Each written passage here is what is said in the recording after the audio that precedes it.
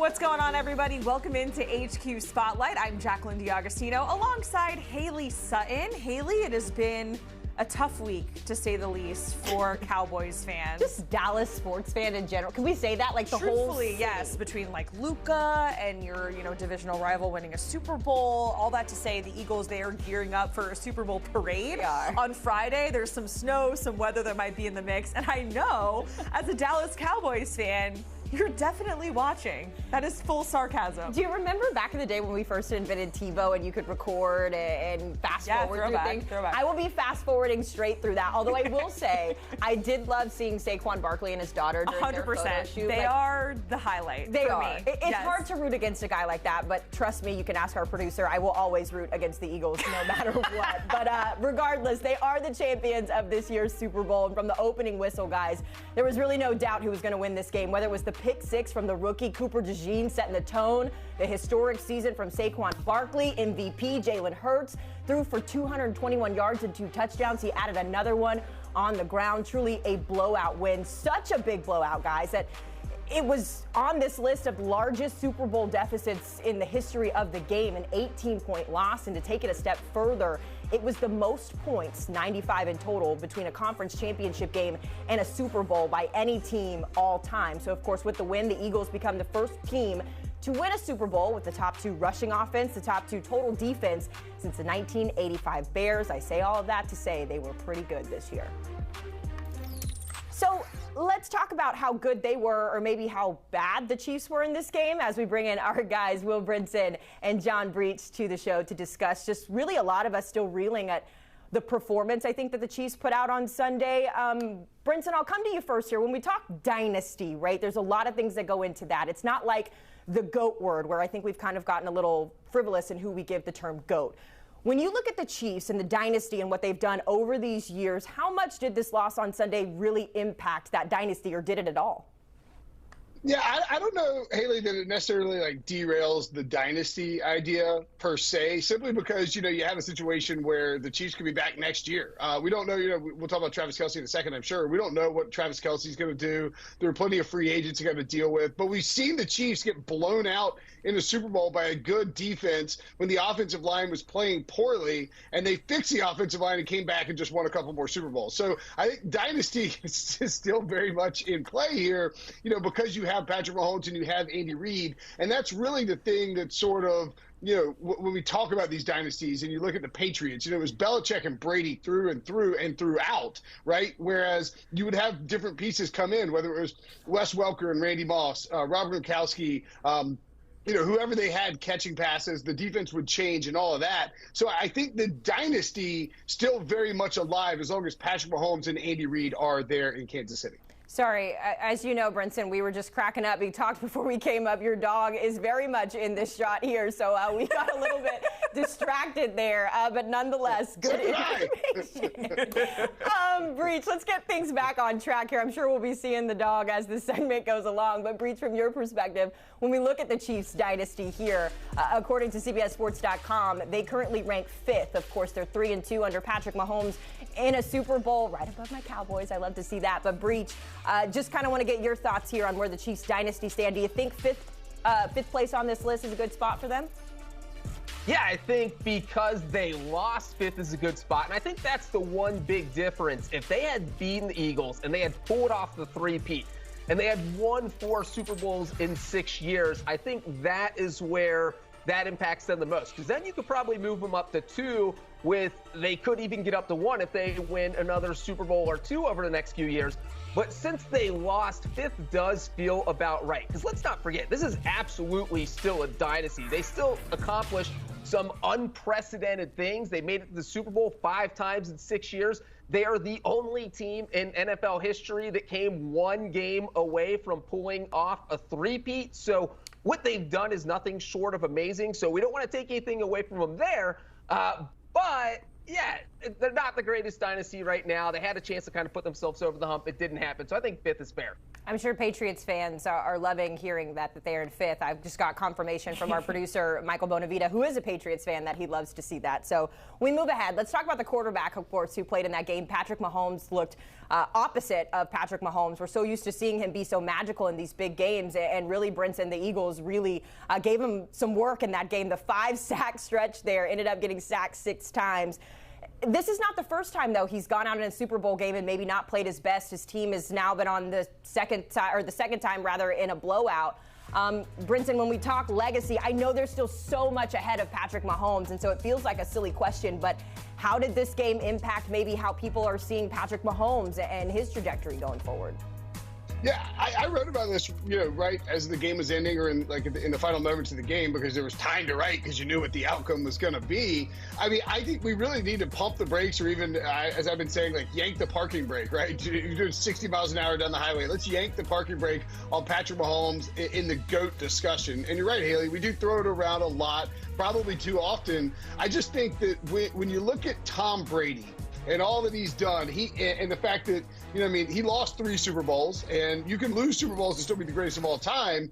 But what Tom Brady never did was have the worst game of his career in a Super Bowl. And even when Tom Brady was having a bad game and threw a pick 6 against the Atlanta Falcons and got down 28-3, he still managed to pull off the greatest comeback in Super Bowl history. And I think, as good as Mahomes is, and he's an incredible player, and clearly, he's racked up Super Bowls early in his career, and, there's still a chance he could go on to become the greatest quarterback of all time. I think that this game really magnified the gap between the two in a way that I think we sort of talk about Michael Jordan and LeBron James. People in my generation, and Breech's generation, I guess, I think LeBron James is one of the greatest players of all time. But you know what, Michael Jordan never did? He never lost in the finals. And I realize, again, Brady has lost, Mahomes has lost more, Mahomes has lost now too. But it's Mahomes has more interceptions than Brady had in the Super Bowls already. And I just think you saw just the killer nature of Brady at its peak in those biggest moments. And I know that Mahomes has had those moments. He's had those comebacks in Super Bowls.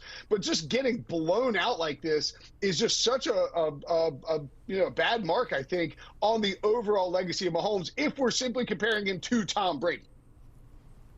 Yeah, but Brinson, if we compare him to the rest of NFL history, right. Obviously Tom Brady is a big part of the equation, then we can say that Patrick Mahomes didn't really impact his legacy. Of course, you have the Brady-Mahomes talk. But look, if Patrick Mahomes wakes up tomorrow morning and says, you know what, I'm going to retire, well, I think he's going to be in the Hall of Fame, even though he's not even 30. And he's comfortably one of 5 quarterbacks in NFL history who has won at least 3 Super Bowl rings. So Patrick Mahomes has accomplished a lot. But I will agree with Brinson absolutely on one point, and it's that Mahomes has struggled in the big game. And I think this is maybe the only kind of knock on his legacy, because he's absolutely a top 5 quarterback at all time. Eventually, we could put him in that top 2, top 1 conversation.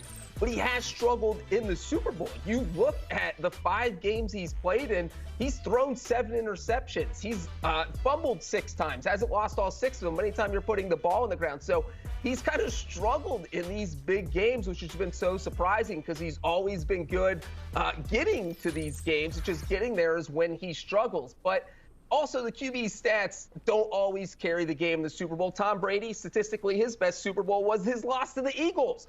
So crazy things happen in the big game, but I do think Patrick Mahomes will be all right. If he never wins another Super Bowl, he's still a surefire Hall of Famer. But as Brinson said, if he wants to pass the GOAT, he's going to have to win a couple more. And who knows if that's going to happen? AFC's pretty stacked. The Eagles are pretty stacked. It's not going to get any easier from here on out. I just had this conversation with Chris Hassel the other day. Sorry, Brinson, not to cut you off, but just about how the history and how close it was. Now, think about how long we have to wait for that history again. Another three-peat that could come in 5 years, Brinson. Yeah, I mean, it could. Maybe Joe Burrow and the Bengals will win 3 straight games. That could happen. And this dog will not quit. I want to know what your dog thinks, honestly, about this conversation, because he's very, every time we mention Tom Brady, Patrick Mahomes, very active back there. Yeah, I think it's really interesting. We talk about Tom Brady comparing Brady and Mahomes. Brady was compared to Joe Montana for much of his career. He was the GOAT and Brady surpassed him pretty easily, right? It happened fairly quickly. We got there. And I think Mahomes, the speed at which Mahomes got going in his career and the nature of where Tom Brady was is how we started this comparison. When in reality, maybe we're better off like looking at Mahomes against other quarterbacks before you even get to Brady. Like, do you need to move past Montana? Has he definitely passed Montana at this point, who just was like a Jordan in that he didn't lose? And I do think the LeBron MJ comparisons are just really accurate at this point because Mahomes is like the guy who is setting the bar. Tom Brady is so freaking high. Like, the level at which Tom Brady performed may just never be met again. And Mahomes got started so hot that I think it's just difficult to find anybody else to compare him to. Yeah, he was just so good that was the bar, it felt like. But to your point, maybe we do need to scale it back a little bit. All right, guys, got to wrap up this conversation. Of course, Travis Kelce, you mentioned retirement, Breech. Travis Kelce, one of those guys who's sort of going back and forth. And I thought that what he said about the potential of retirement was very interesting. He said, quote, "I'm going to take some time to figure it out, and I think I owe it to my teammates. If I do come back, it's going to be something. It's a wholehearted decision. I'm not half-assing it. I'm fully here for them." He went on to say, "I think I can play. It's just whether or not I'm motivated or if it's the best decision for me as a man, as a human, as a person to take on all of that responsibility." Gentlemen, we know that these guys are so much more than just football players, but when it comes to Travis Kelce, it kind of feels like this is his swan song and sailing off into the sunset here. I don't think Patrick Mahomes is close to retiring, Breech, but do you think Travis Kelce is? Well, if you can make $10 million a year hosting Are You Smarter Than a Fifth Grader on Amazon, or $10 million a year getting beat up on a football field at age 35, which is how old Kelce will be when next season starts, I think I know which one I'm picking. And it doesn't the fact that he is dating Taylor Swift, where he's got a whole nother life, a whole nother career waiting for him as soon as he retires. And so obviously it looks like he almost has one foot out the door, just kind of based on what he said. But when you suffer a tough loss, usually you're pretty emotional. You're going to be emotional the first 24, 48 hours after that happens. So after he sleeps on this about 2 weeks, it'll be interesting to see what happens. But I wouldn't be surprised at all if he retires. Yeah, the thing about Kelce that's really interesting, and he mentioned this, I watched New Heights this morning. To me, he sounded like a guy, as Breech said, who has one foot out the door, is ready to retire. If you go and look at his game logs, since 2020, right, they've had this insane run where they played 3 playoff games every single postseason. That's the equivalent of adding another regular season into your 5 years of playing, like if you don't make the playoffs. So like he's played an additional season inside of those regular seasons at his age. He said it's a grind. He said it wears on him in a way that he hadn't felt before. And he had a brother who also dealt with this that he talks to frequently, of course. So wouldn't be shocked at all if he walked away. I would guess that maybe he was thinking walk off as a 3-peat champion and just didn't get the opportunity. Yeah. That kind of would be the ultimate, or I guess the ideal ending as well. I think next time we do this segment, Will, we've got to have a 4-box for your dog, because anytime you were full, that's all I was looking at is that stretching back there. So give him some good belly rubs for us. We're going to let you guys go. We got to move on here in the show. But man, I was so distracted the whole time. Literally, I know, like peak relaxation level. Brinson's dog. We can't relax like that, Haley, because there really is no off season in the NFL. Because even though the Super Bowl has passed, we're looking ahead to free agency. We're talking about the top free agents that are out there with Pete Prisco and Ryan Wilson coming up on the other side on Spotlight.